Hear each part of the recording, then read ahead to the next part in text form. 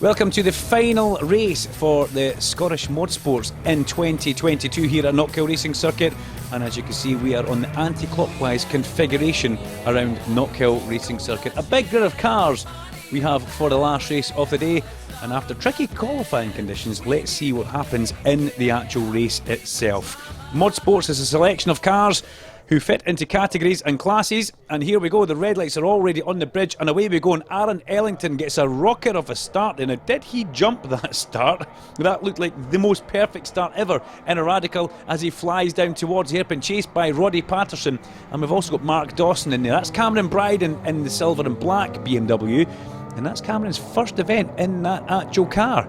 He was competing in the little 1 Series BMW all year, but his dad did promise him, if you manage to get all your signatures and you get your race licence, you will upgrade to the BMW M3.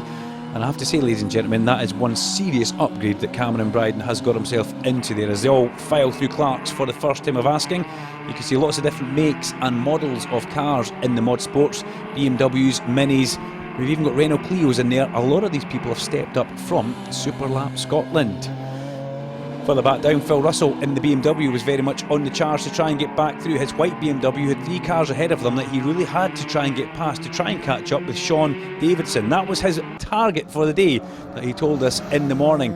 Phil Russell, well, the big BMW, it carries a little bit more weight around here, and it's maybe not as nimble as these little Renault Clios just ahead of him. We see Harvey Galander's very much involved in that there in the yellow Honda Civic. Harvey back for his first time of racing in quite some time, and the man who come from a single-seater background in shall we say mid to late 80s and 90s, Harvey Galanders was the real deal. As he come back into Mod Sports though, he found it was just that little bit different as he goes up the inside of Sean Davidson and manages to make that move stick going through the hairpin. Got Alex Tate in there, and we've also got Richard Clark in the Renault Clio. These guys coming up from down south.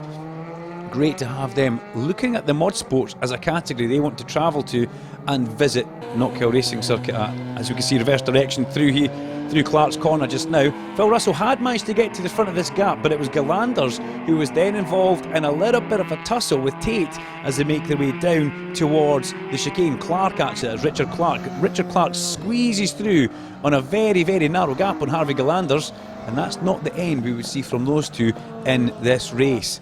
Aaron Ellington in the number 10 Radical was starting to pick through the faster traffic as he made his way up and over the crest of Duffy's Dip there, trying not to run out of road on the exit, as it's very blind as you come up there and easy to do. But the slower traffic obeying the blue flags and staying very much out of the way of Aaron Ellington, as we see Phil Webster going up the inside. They're trying to go up the inside but not actually making the move stick.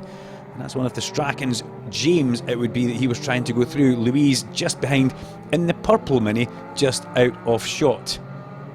Along towards Clark's, the Hislop's run, it tightens up as you get towards Clark's, but Webster was already positioning himself on the inside, and then Aaron Ellington coming up and passing both cars in one fell swoop to go through on the inside into Clark's, and made a mistake and off he goes into the gravel.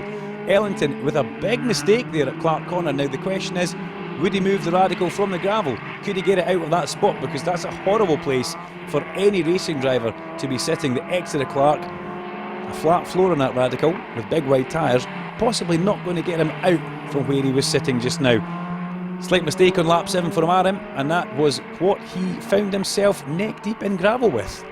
As he tries to dig that car out there, the marshals surveying the scene from quite a distance, but it was quite clear that Aaron was not going to get out of there, and out popped the safety car on lap 7 with the FIA light panels and flags backing each other up. Aaron decided that that's not a good place to be sitting, and he would rather make his way to the tyre wall. Quite rightfully, you don't blame him. The Radical was removed from the gravel trap on the back of the Atlas Land Rover, the recovery truck, and then the safety car would soon be pulled back in and the race would be back on and running. As we came over the crest of the hill, it was Roddy Patterson who was coming down towards the hairpin in his Caterham. Roddy, another seasoned pro in his Caterham C400, a man that we've seen here for quite some years, and great to see the Patterson name still racing, as we have a bit of a battle there with 771, which is Scott Armstrong in the J-Class Mini, and Scott Armstrong, teammate to Neil Broom. Neil Broom in 772, Scott Armstrong in 771. And Scott Armstrong having the better of Neil Broom this year. Not a lot of people saw that coming, because Neil Broom races very hard in the actual Scottish Formula 4 Championship, and transitioning that across to minis was something that he was finding just a little bit difficult, but also picking up a few issues with the car along the way. As we see in towards the open, James Strachan again in car number 21, and that just behind is Louise Strachan, the daughter of James. And Louise Strachan and James Strachan both coming from rallying, as Harvey Galanders was then involved going up the inside after his back bumper had come off. He gets past Scott Armstrong on the way through and out of the hairpin there, and the rumour is Honda Civics actually go better when the bumper is removed, but Harvey will be wanting to pick that up and try and see if he could salvage that for 2023. All over the back of Richard Clark as they go through Clark Corner there, down towards the Black Circle chicane.